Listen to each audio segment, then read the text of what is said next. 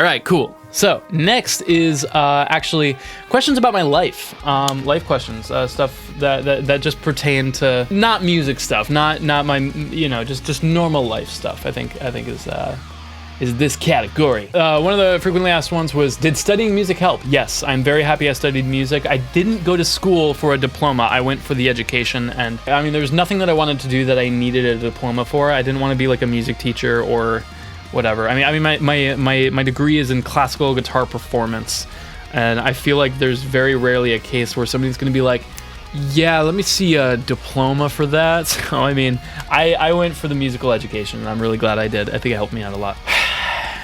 Every time, man. Do I have a girlfriend?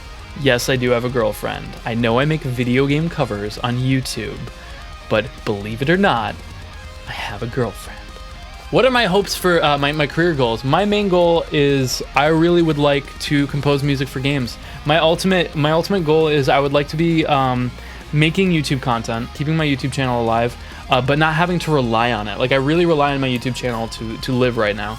I would like to make music for games and that be my main source of income, but also be able to make covers of video game stuff or do guitar related stuff for YouTube, as well as I would love to be touring with my band Thunderforge. I mean, my ideal life. All right, here we go. Have you ever had any weird paranormal experiences? No, I've really mostly just ever had like, weird dreams, things that have always happened to me, always had like a pretty reasonable explanation. I'm not really one to like, hear a noise or doors shut and be like, oh wow, ghosts. I'm usually just like, okay, there's probably a draft somewhere, and it's usually the case. I'm not super superstitious. Wow. But yeah. What was it like working with the Wiggles? I thought I wouldn't have to, okay. All right, so I never worked for the Wiggles. That's always been the misconception. When I worked for Six Flags at one point, and my main job there was that I was a performer in their Wiggles show. And the character that I played, and I'm never gonna hear the end of it because I think this is the first time I ever talked about it on YouTube. I played Captain Feathersword. I don't know if I could do the voice. I know people are gonna comment. But this was literally 8 years ago. It had something, all right, here you go, guys. You guys are lucky I did this question so late because I never would have done this. Ahoy there, me hearties! God. It's so trapped inside. It's been waiting to get out for many years. Oh god. But yeah, that was my favorite job I've ever done. It was so much fun. I love kids. I love being able to perform for kids. What's your ultimate goal in life? Shit, that probably should have been with career goals. I'd like to be touring with my band Thunderforge, be writing video game music, and still make covers on YouTube. Do you consider yourself attractive? If not, what would you like to change yourself? I consider myself not unattractive. I think there are things that I'd like to change about myself, but I know that I am, not grossly under or overweight. I have okay facial features. I don't have. I think I'm decently attractive. Things that I would change about myself. I mean, I'm not in shape. I'm not fucking ripped. Do I really care? Not really. I mean, it's not really a huge motivation for me. What is the significance backstory behind the necklace? All right, so the necklace was a gift from me when I was in 8th grade. I had a very serious issue with losing shit. I went to a private school where we had a morning announcement thing, and I felt like to everybody else, every day I would be like, I lost my binder, or I lost my pen, or I lost this book. If anyone sees it, please let me know. I was super forgetful. I was a very forgetful boy. And I saw this necklace. I remember there was a kid in like elementary school a long time ago who had a necklace like this that I thought looked really cool. It wasn't, it's not me trying to be anything or be anyone. Even at the time, it was really just about like a necklace that I liked. But I was there with my aunt and my mom, and I was like, man, I really like that necklace. I'd love to have that. And my mom was just like, you're gonna lose it. You're gonna lose it instantly because you're just so forgetful. And it hurt my feelings a lot, but I knew she was right. But my aunt was like, I will buy it for you if you hold on to it. So since that day, I only ever take this off to take showers. Not even to take showers. I only take it off at airport TSA. That's it. So I've had this on. I've been wearing this for a long time. I've been wearing this necklace for a long, long time. It again, kind of like the whole thing with my name, it reminds me of my growth. How was my first kiss? Awkward, as they all are. It was a summer camp. I was dating my first girlfriend, and we were in theater together, and we went backstage, and we were like, yo, let's kiss. And then I was like, I'm nervous, but okay. And then we did, and it was awkward. It wasn't very good. There were no sparks. It was just, all right, there it is. I think it was more of a headbutt than a kiss, if I remember correctly. Have you ever been asked to compose music for a video game? Is that something you would like to do in the future? Yes. I composed music for it was like a motorcycle game called OSR Unhinged. You can find that on Bandcamp. But I don't think the music ever ended up being in the game. But I feel like that's something that happens very commonly in this stuff. So, unfortunately. But I would love to make music for games in the future. Did you study something? Yes, I studied classical guitar performance in college. That was my major. I practically minored in psychology. I took a lot of psychology courses, and that's something that, like, if I ever wanted to go to school again, I'd probably finish off a psychology degree or something. Are you still with your girlfriend from year one? No, no.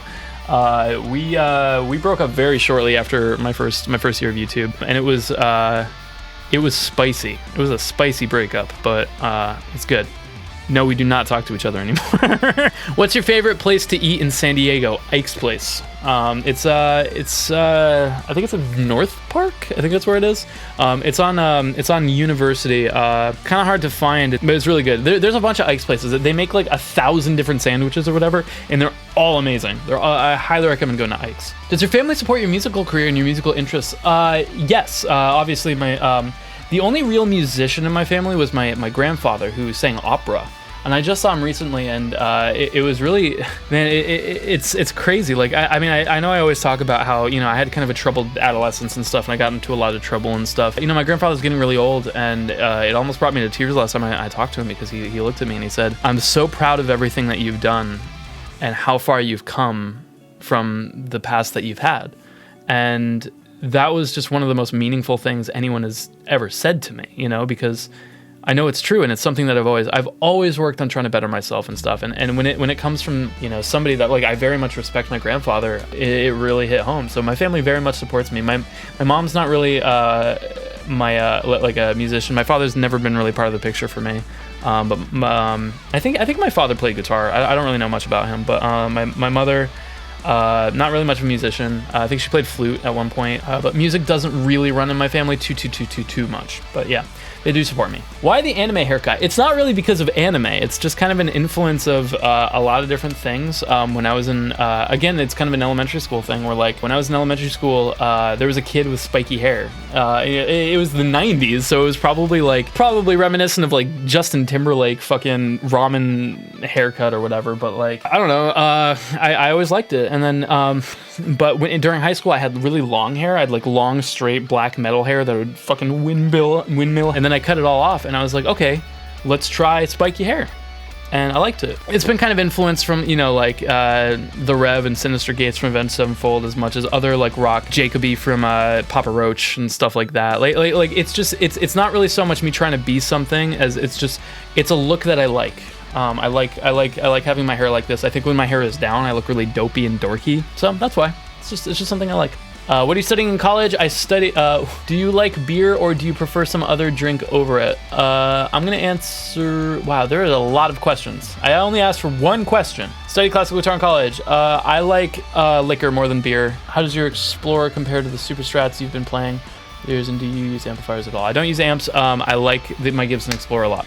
I like Gibson Explorers way more than Strats. I really don't like Stratocasters. How do you stay focused and make the most out of your day? When I wake up every day, I have a plan for my day of what I want to accomplish. Today I woke up and said, I want to film this fucking Q&A video once and for all.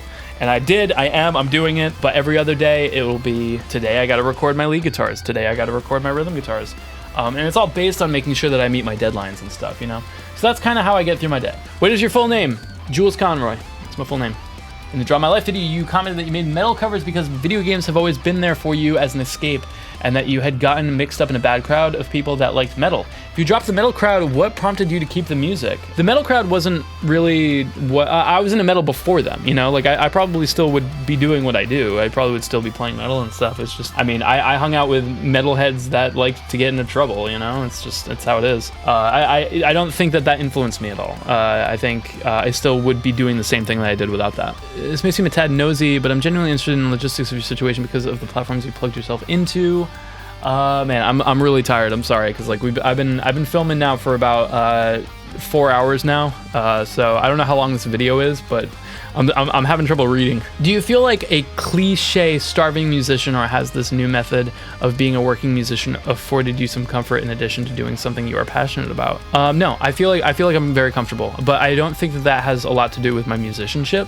I think it also has to do with my how I've been entrepreneurial about everything that I do. You know, about my efficiency, about my consistent uploads, about the way that I produce my music, the way I use Patreon, the way I use all these things. And I have I give lessons, and I also stream on Twitch and stuff. Like it's a lot of different things. It's a lot of small amounts of income coming from many different places.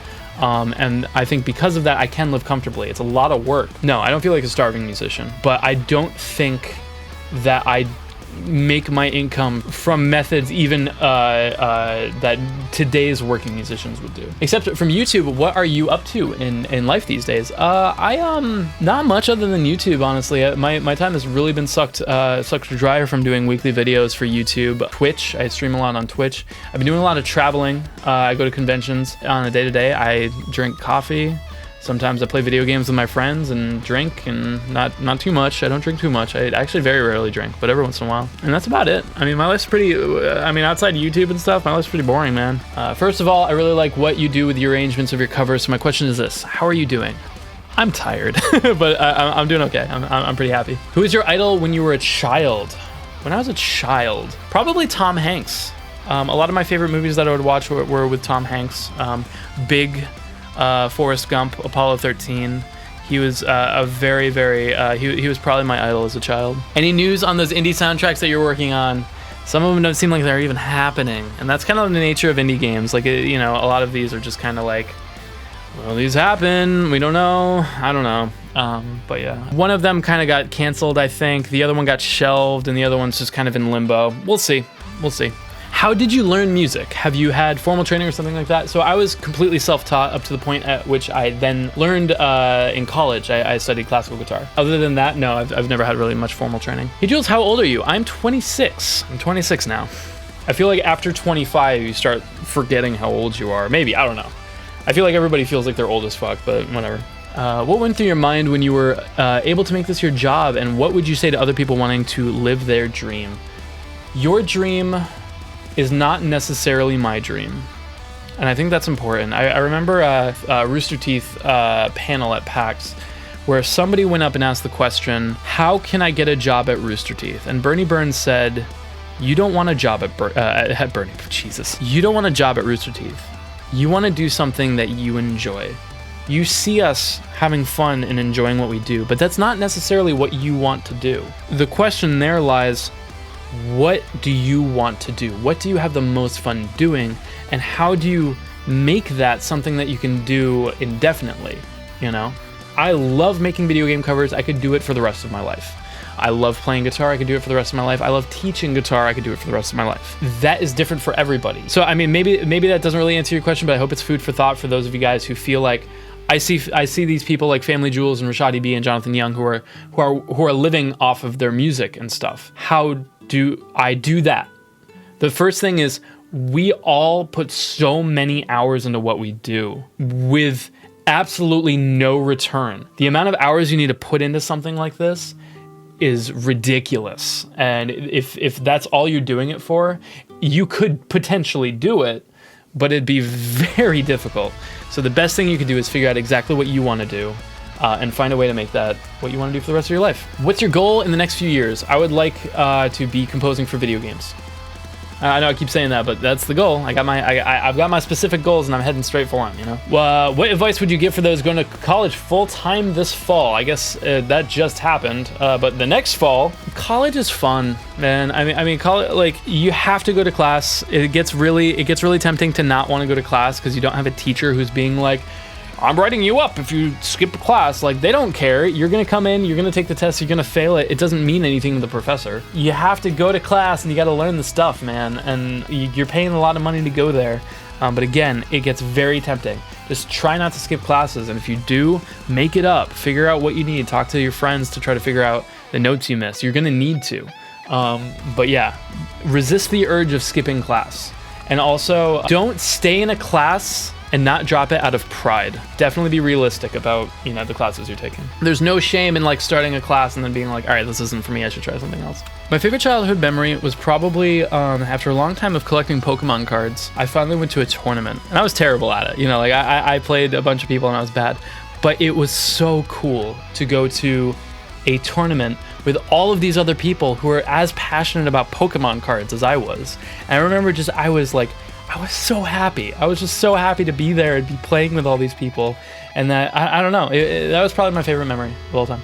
What is the best thing that has ever happened in your life? Like, what is the happiest memory you ever like, what is the happiest memory you have?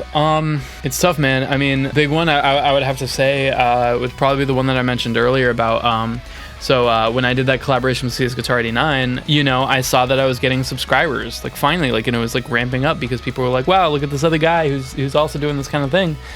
And it was that moment that I felt hope for being able to make this my living. And it was the happiest moment because that like so much of my doubt for being able to be a musician in general, not make a living from YouTube, disappeared. I felt good because people that weren't on my channel, you know, that didn't feel any obligation to like my stuff because they have in the past or whatever. They didn't want to hurt my feelings. They were seeing my stuff on another channel of a guitarist that I very much respected and liked it and came to me. Like, that was huge for me. I'd say that one. How you done much traveling outside the United States? The only traveling I've done outside the United States was to Con Bravo this year, to Canada. I've never left the country. What's life like usually like around the floppy house on a day-to-day basis? Honestly, I mean, it's not what you'd expect. I mean, everybody just kind of does their own thing. It's very common to never see any of them because we're all in our rooms or we're all at the studio working. A lot of our lives are working on these videos and we love it. We enjoy it.